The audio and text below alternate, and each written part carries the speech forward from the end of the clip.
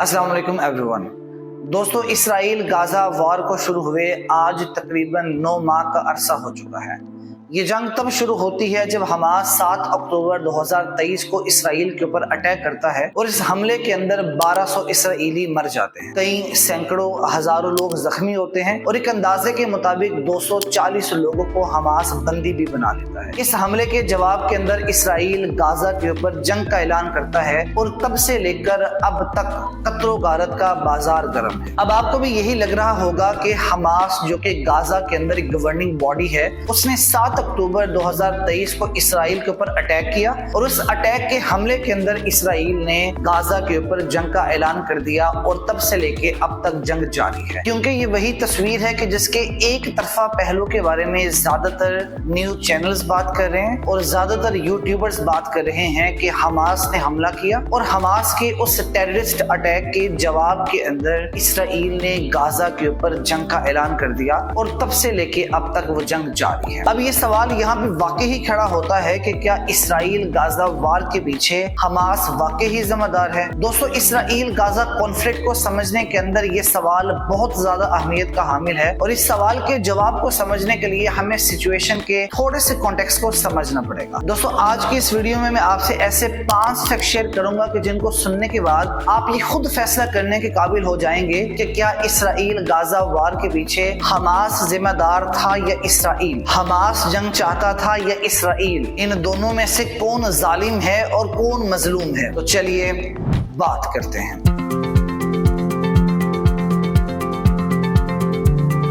दोस्तों, अगर गाजा की करंट सिचुएशन के बारे में बात की जाए तो इसराइल के हमलों के बाद अभी तक गाजा के अंदर 37,000 से ज्यादा फलस्तीनी मारे जा चुके हैं, जिनमें से 70% खवातीन और बच्चे थे। इसराइल ने इस वक्त गाजा में जरूरियात जिंदगी की अशिया के ऊपर मुकम्मल तौर पे पाबंदी आयद कर दी है, जिसका मतलब है no food, no water, no fuel, no electricity and no medical supply. और इसका नतीजा सामने ये आता है कि गाजा के अंदर लोग सिर्फ जंग की वजह से नहीं मारे जा रहे, they are also dying of starvation and diseases। इस वक्त गाजा एक बहुत बड़े पैमाने के ऊपर ह्यूमैनिटेरियन क्राइसिस का शिकार है and it is getting worse day by day। और अगर हम वेस्ट बैंक की बात करें तो हमास के हमले के बाद इसराइली मकीनों के हमलों की शिद्दत में बहुत ज्यादा इजाफा हो गया। मैस अरेस्ट कैंपेन चली और मिलिट्री रेड्स की तादाद में भी बहुत ज्यादा इजाफा हो गया और वेस्ट बैंक के अंदर 508 फलस्तीनियों को मौत के घाट उतार दिया गया। यानी चाहे वो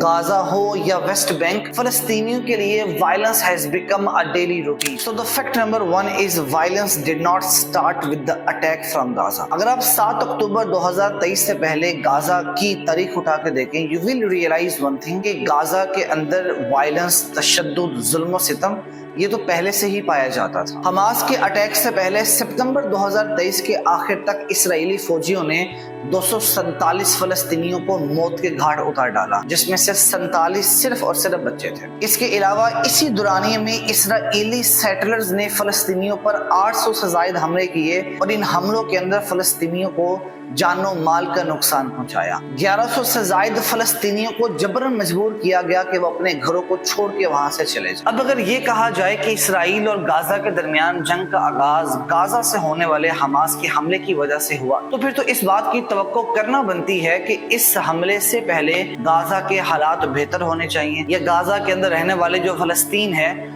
उनके हालात बेहतर होने चाहिए, मगर ऐसा नहीं है। दोस्तों, गाजा के अंदर होने वाले जुल्म और सितम की कहानी 7 अक्टूबर 2023 से नहीं शुरू हुई, बल्कि ये कहानी कई दहाइयां पुरानी है। 1948 में इसराइल की रियासत के कयाम से लेकर 2024 तक फलस्तीनियों ने अपनी जिंदगियों को मुसलसल मौत के साए तले ही गुजारा है। वो फलस्तीनी बच्चा जिसका ताल्लुक चाहे गाजा से है, वेस्ट बैंक से है या जेरूसलम से है, वो बच्चा अपनी पूरी जिंदगी में अपनी पैदाइश से लेकर अपनी मौत तक ऑन द डेली बेसिस वो गोलियों की आवाज सुनता है, गिरदोनवा में होने वाले बॉम्बिंग की आवाज सुनता है, वो अपनी आंखों के सामने मैस अरेस्ट कैंपेन देखता है, वो अपनी आंखों के सामने मिलिट्री अटैक्स देखता है, किस तरह फलस्तीनियों को सूली पे चढ़ाया जा रहा है देखता है, फलस्तीनियों को घर से किस तरह बेघर किया जा रहा है, वो अपनी जिंदगी में इन तमाम तर चीजों का मुशाहिदा करता है। दोस्तों, अगर आप इसराइल और फलस्तीन के कॉन्फ्लिक्ट की तारीख उठा के देखें तो इसराइल ने हमेशा फलस्तीनियों के द राइट ऑफ इंडिपेंडेंस को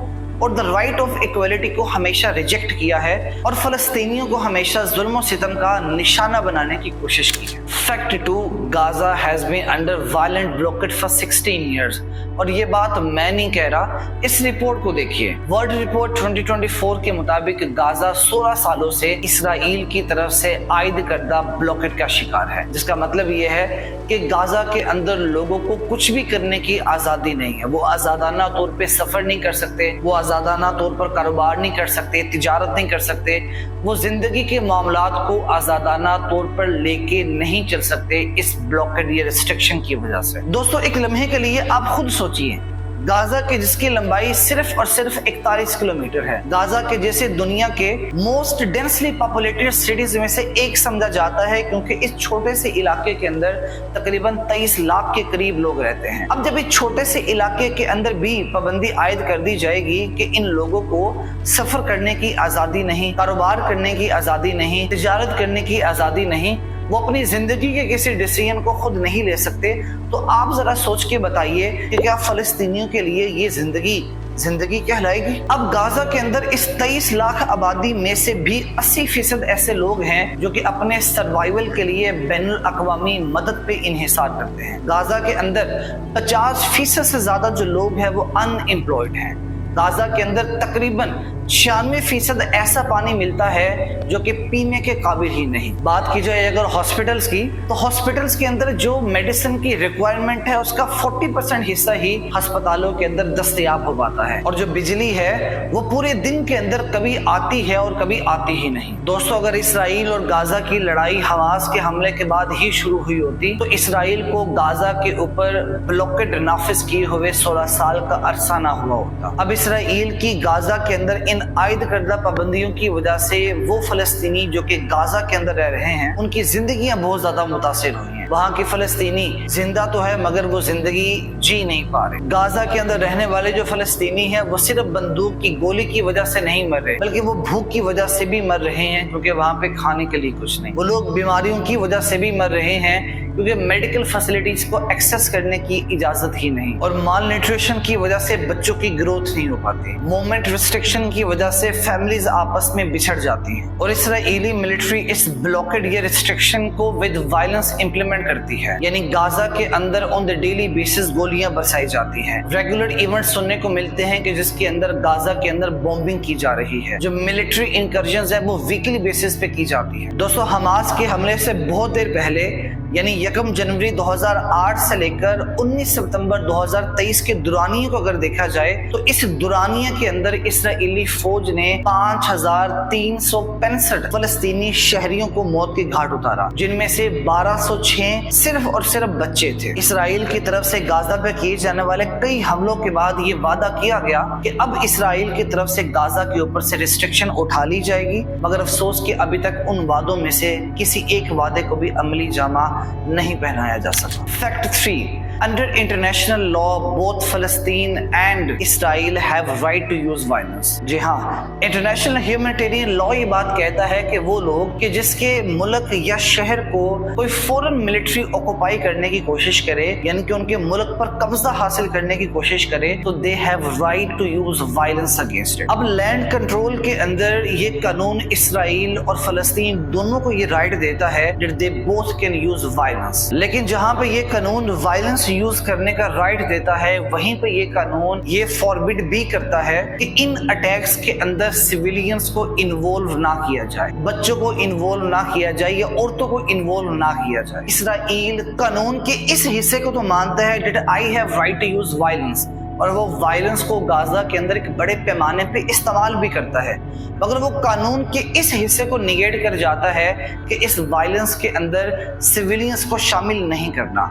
इस रिपोर्ट को देखिए। 7 अक्टूबर 2023 से 12 दिसंबर 2023 तक होने वाले हमलों में इसराइल 13,700 फलस्तीनियों की मौत की वजह बन चुका है, जिनमें ज्यादातर सिविलियंस थे और इनमें 7800 सिर्फ और सिर्फ बच्चे थे। Fact 4, Israel has has USA unbounded support। दोस्तों 1948 में इसराइल के कयाम से लेके 2024 तक इसराइल और यूएसए को स्ट्रॉन्ग अलाइज के तौर पर देखा गया है और यूएसए को इसराइल को हर मामले में चाहे वो जायज हो या नाजायज सपोर्ट करते देखा गया है। डिस्पाइट द फैक्ट कि इसराइल गाजा के अंदर ह्यूमन राइट्स वायोलेट कर रहा है, डिस्पाइट द फैक्ट कि इसराइल गाजा के अंदर फलस्तीनियों के ऊपर जुल्म और सितम कर रहा है, यूएसए फिर भी इसराइल को इनजस्ट सपोर्ट करता हुआ नजर आता है। इसराइल यूएसए का कम्युलेटिवली सबसे बड़ा एड रेसिपिएंट है, विच मीन्स कि ये हर साल तकरीबन 3.8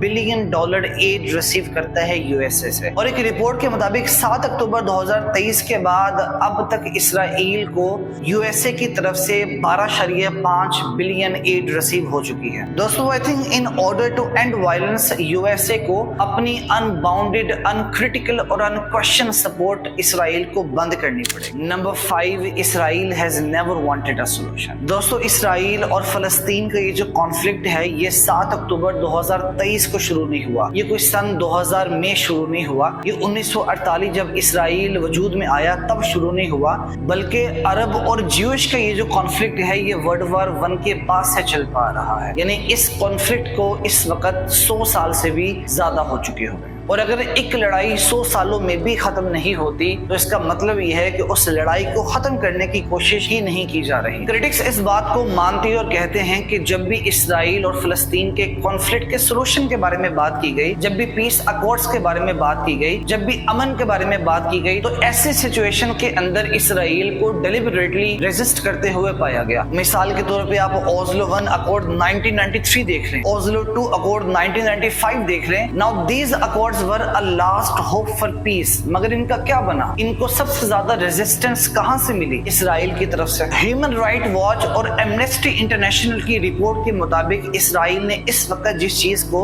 सबसे ज्यादा प्रायोरिटाइज किया है वो फलस्तीन की जमीन के ऊपर कब्जा पाना है, जिसके लिए वो एक्सेसिवली फोर्स का इस्तेमाल करते हुए तमाम तर ह्यूमन राइट्स को वायलेट करता है। आप ऑपरेशन कॉस्टली 2008 और 9 देख लें। इस ऑपरेशन के अंदर तकरीबन 1200 फलस्तीनी मारे गए, जिसके अंदर ज्यादातर जो सिविलियंस थे वो बच्चे थे या खवातीन थी। आप ऑपरेशन प्रोटेक्टिव एज 2014 देख लें। इस ऑपरेशन के अंदर भी एक बड़े पैमाने के अंदर जो सिविलियन कैजुअलिटीज है वो देखने में आए। दोस्तों अपनी वीडियो को सिर्फ इतनी सी बात करके खत्म करूंगा, that violence will bring only more violence. हम कभी भी बुराई को बुराई से खत्म नहीं कर सकते, बुराई को हमेशा अच्छाई ही खत्म कर सकती है। हम कभी भी जुल्म को जुल्म से खत्म नहीं कर सकते, जुल्म को हमेशा इंसाफ ही खत्म करता है। तो ब्रिंग चेंज हमें इस कॉन्फ्लिक्ट की रूट कॉज को एड्रेस करना पड़ेगा ताकि इस मसले को हमेशा हमेशा के लिए ख़त्म किया जा सके। मेरी दुआ है कि अल्लाह ताला हमारे फ़लस्तीनी बहन भाइयों पर अपना रहम करे और उन्हें इसराइल के जुल्म सितम से बचाए। अपना बहुत ज़्यादा ख्याल रखिएगा।